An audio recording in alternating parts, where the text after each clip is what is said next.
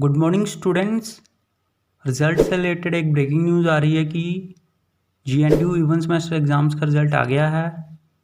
तो जिन जिन क्लासेस का रिज़ल्ट आया है वो हैं MA public administration second semester,